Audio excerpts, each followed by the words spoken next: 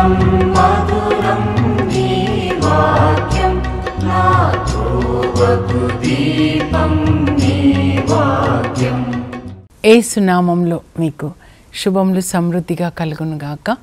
ప్రభు కృపా సంవత్సరం అనే అంశంలో 25వ భాగంగా ఎవరు పరలోకమునకు వెళ్ళరు అనే అంశం కూడా 3వ భాగం అండి.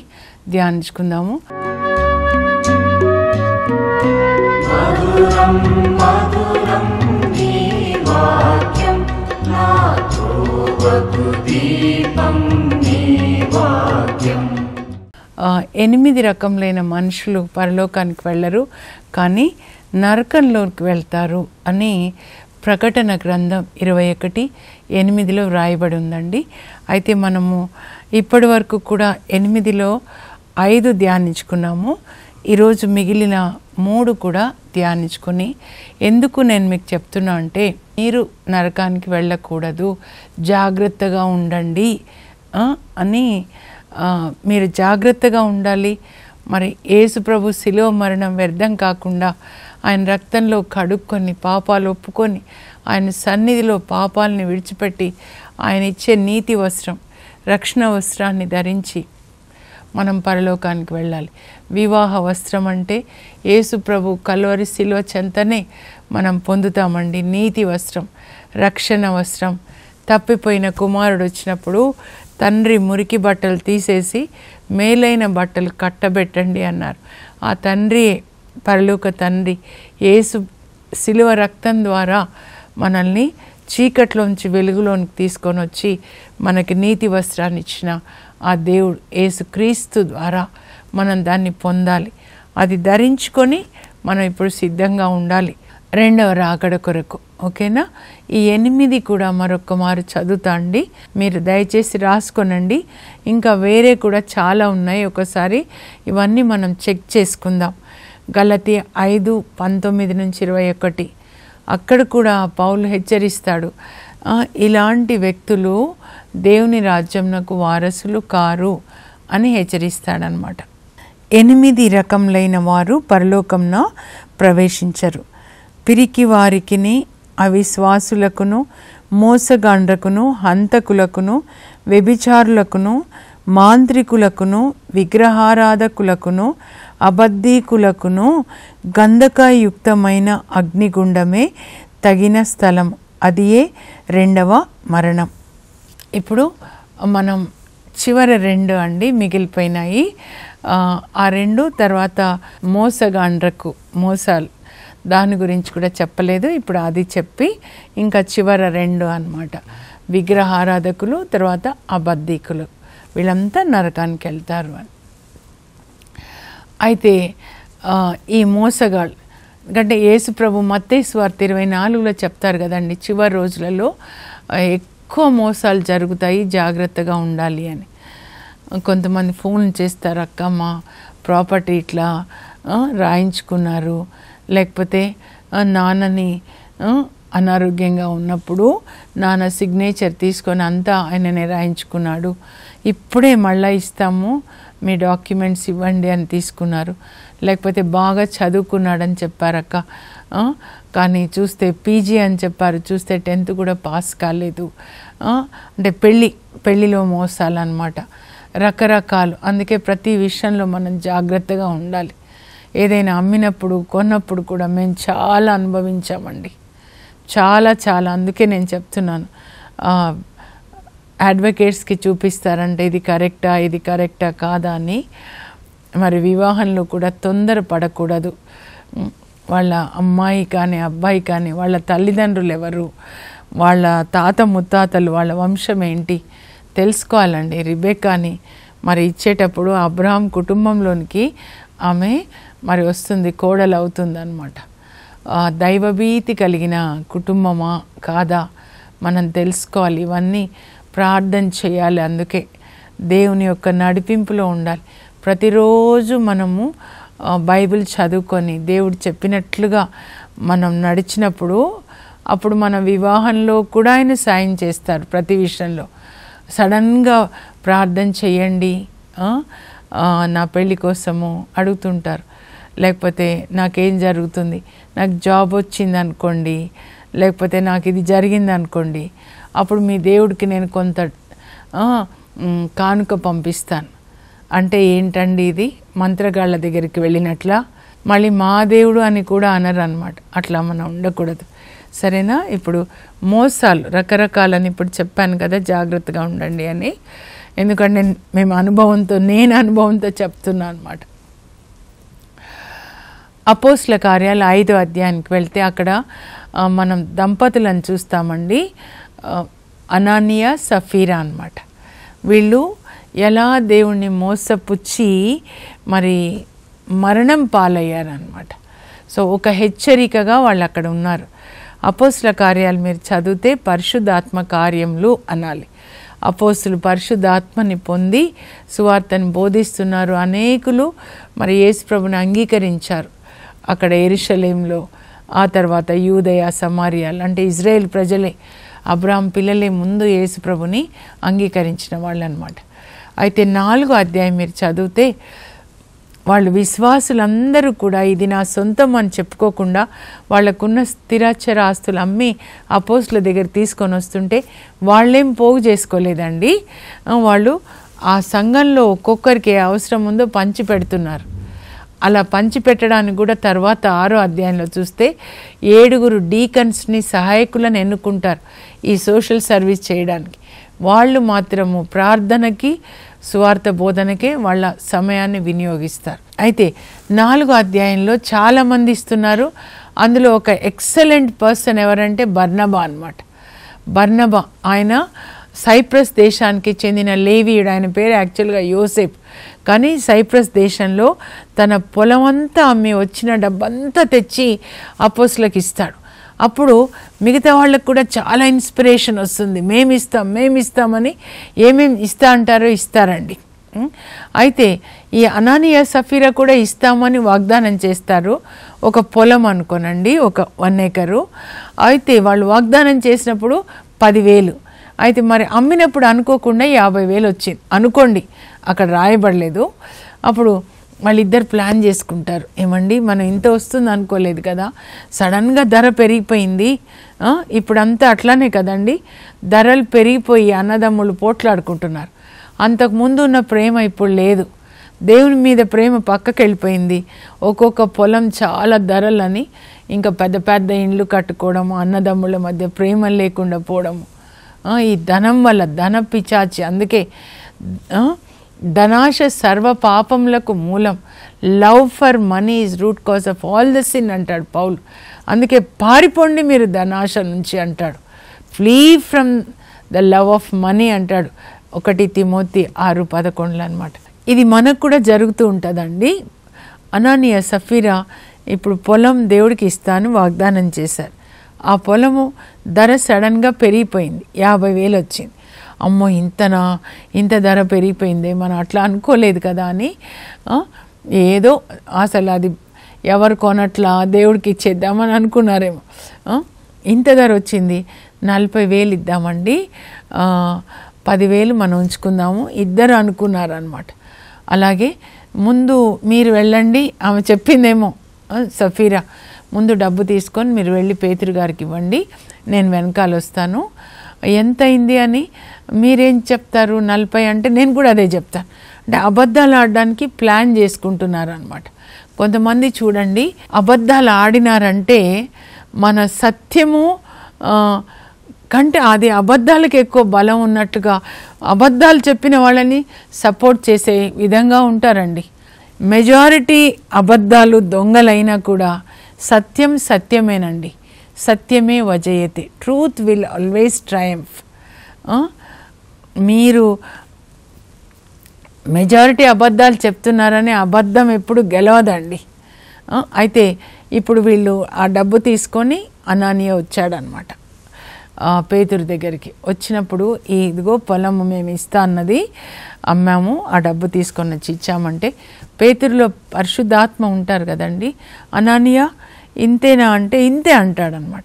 ఈ పొలము అమ్మక ముందు మీదే, అమ్మిన తర్వాత కూడా మీదే కదా, ఎందుకు నీవు పరిశుద్ధాత్మని మోసగించి నీ హృదయాన్ని సైతానికి స్వాధీనపరిచావు. ఈ మాట మీరు జాగ్రత్తగా చదువుకోవాలి. అపోస్తల కార్యాలు 5:3 నీవు పరిశుద్ధాత్మని మోసగించి నీ హృదయాన్ని సైతానికి ఎందుకు అప్పగించావు? స్వాధీనపరచావు. నీ హృదయాన్ని ఎవరికి అర్పించావు? సైతానికి అర్పించావు. సమర్పింతును నా హృదయము సమస్తం అంటాం కదా, కానీ అబద్ధాలు చెప్పేవాళ్ళు ఎవరికి సమర్పిస్తున్నారు? సైతానికి సమర్పించి. ఎవరిని మోసం చేస్తున్నావు? నన్ను కాదు మోసం చేసేది, నీవు పరిశుద్ధాత్మని మోసగించావు అని అంటాడు. అంతే, ఆయన ఉన్నట్లుగా అట్లా పడిపోతాడండి. ఉన్నవాడు ఉన్నట్లుగా పడిపోయి చనిపోతాడనమాట.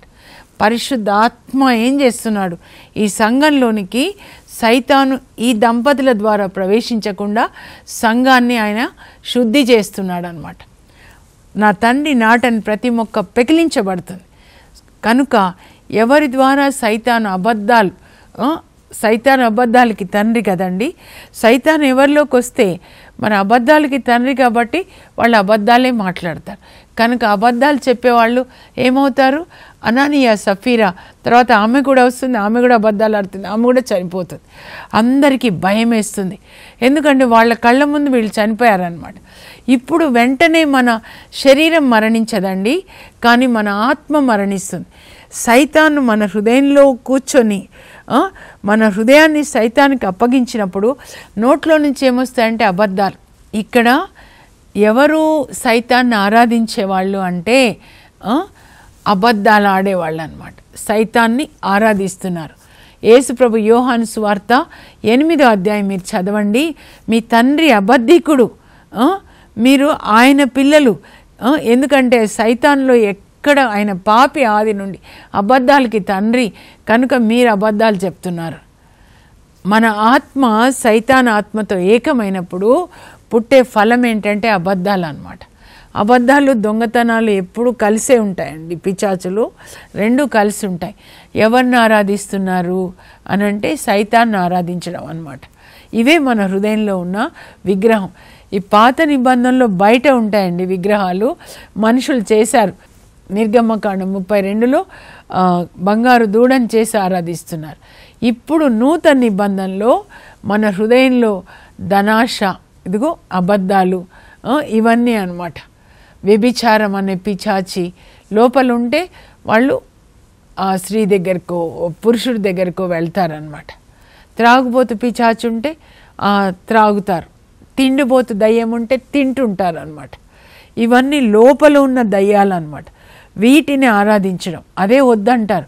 ఇక్కడ హృదయాన్ని శుద్ధి చేసుకోండి, హృదయంలోంచి తీసేసేయాలి.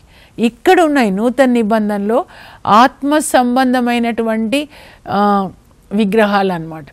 అవి మరి ఆత్మ సంబంధమైనవి, అవే అపవిత్ర ఆత్మలు, సైతాన్ రాజ్యానికి చెందినవి అన్నమాట. ఇప్పుడు ఈ 8 కూడా అలాగే చెప్తూ ఉన్నారు. మోసం చేసేది సైతాన్ ఎవరు చెప్పండి? మీరు ప్రకటన గ్రంథం 12 చదివితే పరలోకం నుంచి త్రోసివేయబడ్డాడు మిఖాయేలు దూత. మరి యుద్ధం చేసి త్రోసేస్తారు. అప్పటి నుంచి ఆ మోసగాడు సర్పము, సాతాను అని పిలువబడుతూ అప్పటి నుంచి ఇప్పటి వరకు మోసం చేస్తూనే ఉన్నాడనమాట. ముందు సృష్టిలో మొదటి పాపం ఏంటి అంటే సైతాను అబద్ధాలు ఆడి మోసగించాడనమాట. ఆ పండు తినొద్దని ప్రభు చెప్తే, లేదు ఆ పండు తింటే మీరు దేవునిలాగా అవుతారని. ముందు అబద్ధం అదే అన్నమాట. ముందు అబద్ధంతోనే ఇలా ప్రారంభమైంది. కనుక మనము ఈ అబద్ధాల నుంచి బయటపడాలండి. మోసం చేస్తున్నారు మన. అలాగే ఇంకా చూస్తే ఆదికాండంలో 27లో యాకోబు వాళ్ళ అమ్మ ప్రోద్బలం వలన ఆ తండ్రి దగ్గర ఇస్సాక్ దగ్గర ఆయన కళ్ళు కనపడు, అబద్ధాలు ఆడతాడు. నేను నీ పెద్ద కొడుకునే నాన్న, ఏసావు నన్ను అబద్ధాలు ఆడతాడు. మోసగించి తండ్రి నుంచి దీవెనలు పొందుతాడు. తర్వాత మామ దగ్గరికి పోతాడు లాబాను, అక్కడ మామ ఇతన్ని మోసగిస్తాడు. ఆ తర్వాత మామ ఇంటి నుంచి వచ్చేస్తాడు. తర్వాత యోసేపు విషయంలో మరి ఈ యాకోబు కొడుకులు వాళ్ళ నాన్నకి అబద్ధం చెప్తారు. ఆ యోసేపుని అమ్మేసి ఆయన చొక్కా మీద ఒక గొర్రెపిల్ల రక్తం అంతా చిలకరించి, నాన్న ఇది యోసేపు చొక్కా నా చూడని. ఎట్లా మోసగిస్తారు. అప్పుడు యాకోబు ఎంత బాధపడి ఉంటాడండి. 17 సంవత్సరాల కొడుకు చనిపోయాడు. ఆయనకిష్టమైన భార్య రాహేల్ చనిపోతుంది అబద్ధాలాడి. ఇప్పుడు కొడుకు చనిపోయాడంటే తండ్రికి ఎంత బాధ అండి. చివరికి ఆయనకి 130 సంవత్సరాల వయసులో మళ్ళా కొడుకులు వచ్చి చెప్తారు, నాన్న యోసేపు బ్రతికే ఉన్నాడు నాన్న, ఐగుప్తులో గవర్నర్ నాన్న, ఇదిగో కానుకలను పంపించాడు, మిమ్మల్ని తీసుకొని రమ్మన్నాడు, మనందరినీ రమ్మన్నాడు నాన్న అంటే, అమ్మ ఒక్కసారి నా కొడుకుని చూసి మరణిస్తాను, నాకు అదొక్కటే చాలు అంటే ఆయనకి ఎన్ని సంవత్సరాల నుంచి బాధ ఉందండి కొడుకు చనిపోయాడని. కొడుకు చనిపోయాడని ఎన్ని సంవత్సరాలు. యోసేపుకి 17 సంవత్సరాల వయసులో అమ్మేస్తే ఇప్పుడు యోసేపుకి 39 సంవత్సరాలు యోసేపు బ్రతికున్నాడని తెలిసేసరికి అన్నమాట. చూడండి అంత వేదనతో ఉంటాడు. అన్ని ఆశీర్వాదాలు ఉన్నాయి కానీ ఆయన జీవితంలో ఎప్పుడూ శ్రమలే అన్నమాట. మోసం వల్ల వచ్చింది ఏది మీకు మంచి కాదండి. కొంతమంది అప్పు తీసుకుంటారు ఇస్తానని, ఆ తర్వాత సెల్ ఫోన్ నంబర్ మార్చేస్తారు, ఇంకా కనబడకుండా పోతారు. కొంతమంది ఫోన్ చేసి చెప్తారు, అక్క అమ్మాయి పెళ్లి కోసం ఉంచింది, ఇది కష్టమైంది, మళ్ళీ ఇస్తానంటే ఇచ్చాను, ఇప్పుడు కనబడట్లేదని ఏడుస్తూ ఉంటారు. ఒకవేళ ఇలాంటి మోసగాళ్ళు పరలోకానికి వెళ్తే ప్రభు చెప్తారు, నువ్వు పరలోకానికి రావాలంటే వెనక్కి వెళ్ళి నువ్వు ఎవరి దగ్గర అప్పు తీసుకున్నావు అది కట్టేసిరా, లేకపోతే నువ్వు మోసగాడుగా దొంగగా పరలోకానికి రాలేవు. పరిశుద్ధమైన లోకం అండి అది. దేవుని యొక్క నాలుక సత్యం అండి. ఆయన మాట్లాడినవన్నీ సత్యమైన మాటలు, సత్యమైన గ్రంథం ఇది. ఈ సాక్ష్యం చెప్పాలండి. నా సంఘంలో ఉన్న వాళ్ళు ఒక్కరు అబద్ధాలు చెప్పరు, ఒక్కరు సీసాలు తాగరు. ఎందుకంటే త్రాగుబోతులు కూడా పరలోకానికి రారు. 1 కొరింథీ 6:9-10 ఉంటుంది అన్నమాట. వాళ్ళు కూడా రారు అని ఉంటుంది. మోసాలు చేయకూడదండి. యేసు ప్రభు మన హృదయంలో ఉంటే మనము నీతిగా నిజాయితీగా మనం బ్రతుకుతాం.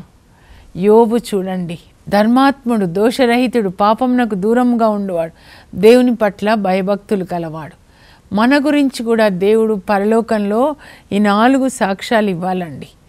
ధర్మాత్ముడు, నేను ధర్మమునే వస్త్రముగా ధరించాను, న్యాయంనే తలపాగగా ధరించాను అంటాడు యోబు.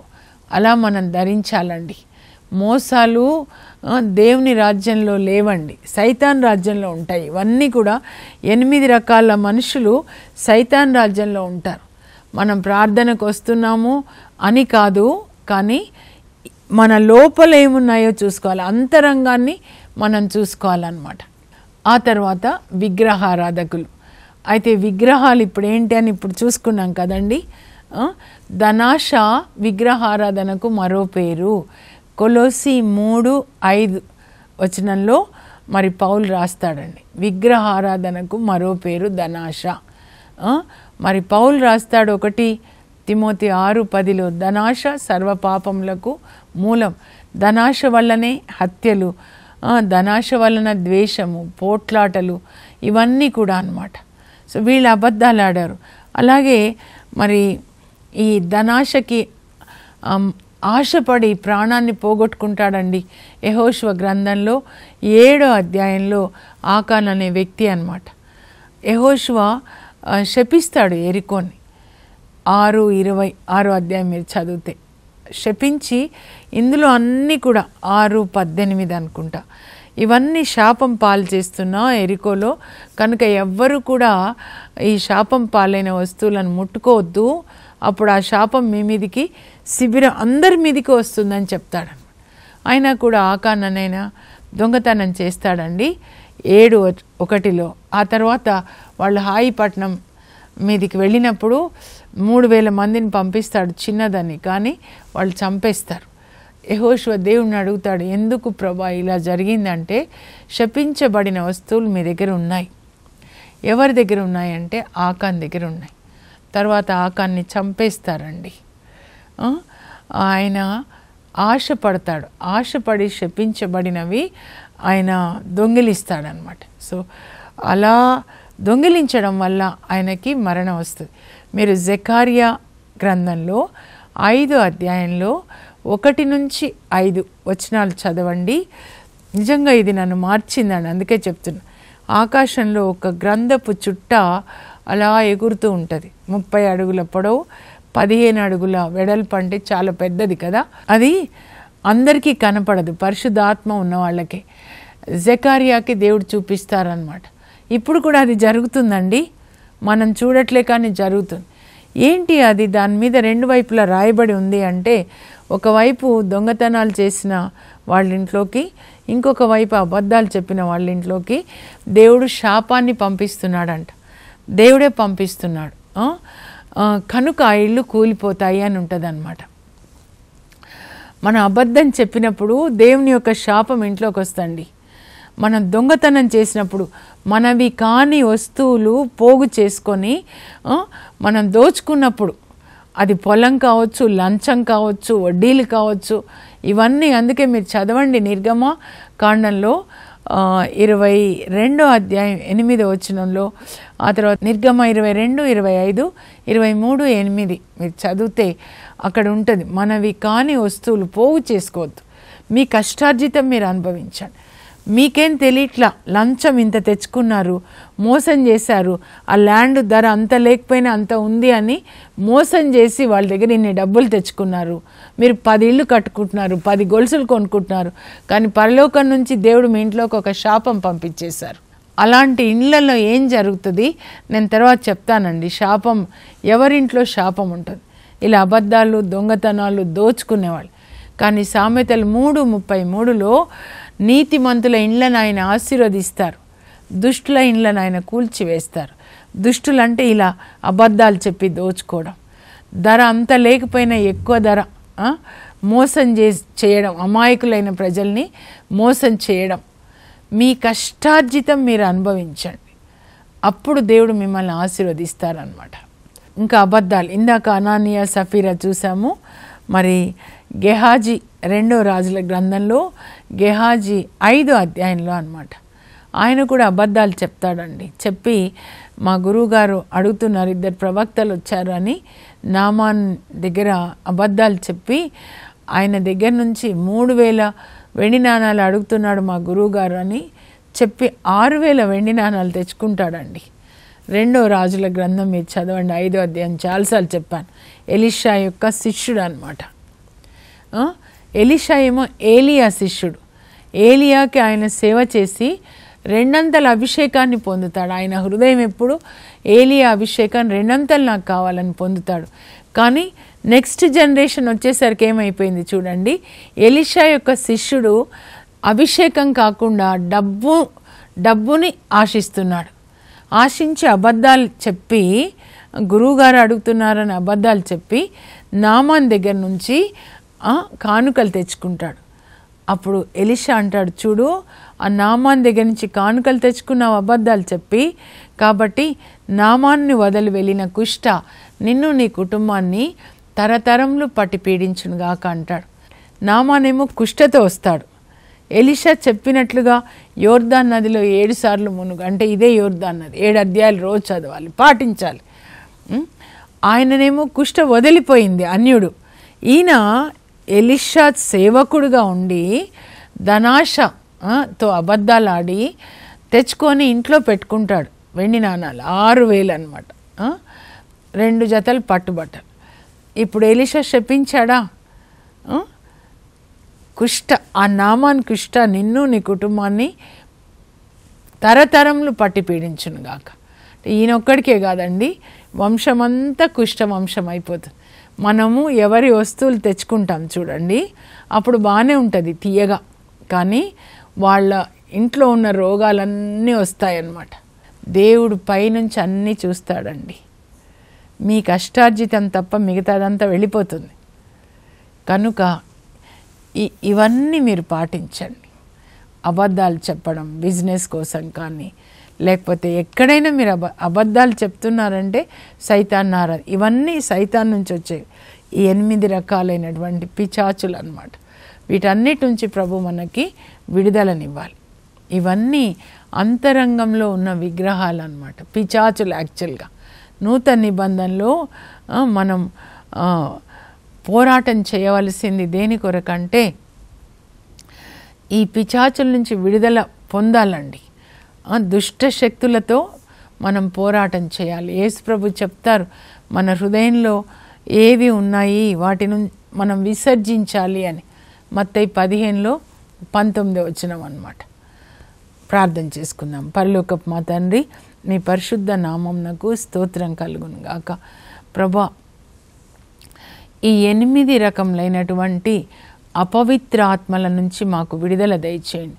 ఇదిగో ఇది శుద్ధి చేసుకునే కాలం, దేవుని యొక్క సన్నిధిలో శుద్ధి చేసుకోవాలి. కాబట్టి ఇవన్నీ నా తండ్రి నాటని ప్రతి మొక్క పెకిలించబడుతుంది అంటున్నారు. ప్రభా, ఈ పిశాచులు మా హృదయంలో ఉన్నట్లయితే వీటన్నిటి నుంచి మాకు విడుదల దయచేయండి. విగ్రహారాధన, ధనాశ, వ్యభిచారము, ప్రభా, మోసాలు, అబద్ధాలు, దొంగతనాలు, వీటన్నిటి నుంచి కూడా పిరికితనం, ప్రభా, వీటన్నిటి నుంచి అవిశ్వాసం, ఇవన్నిటి నుంచి మాకు విడుదలనిచ్చి మీ వాక్యాన్ని ప్రశాంతంగా కూర్చొని చదువుతూ ధ్యానించుకుంటూ ప్రభా దాన్ని పాటించే కృపని దయచేసి అయ్యా, ఎత్తబడే సంఘంలో మేము ఉండాలి ప్రభా. మీరు తొందరగా మేఘాల్లోకి వస్తారు, అప్పుడు మేము మిమ్మల్ని మేఘాల్లో కలుసుకోవాలి. గొర్రెపిల్ల వివాహ మహోత్సవంలో పాల్గొనాలి ప్రభా. ఆ కృపని మాకు దయచేయండి. యేసు నామంలో అడుగుచున్నాం తండ్రి, ఆమెన్. యేసు ప్రభు త్వరలో మేఘాల్లోకి వస్తారు, అప్పుడు మనం ఆయనని కలుసుకోవాలి. అందుకొరకు మీరు సిద్ధపడండి, రెండవ రాకడ కొరకు సిద్ధపడండి. God bless you. Have a blessed day.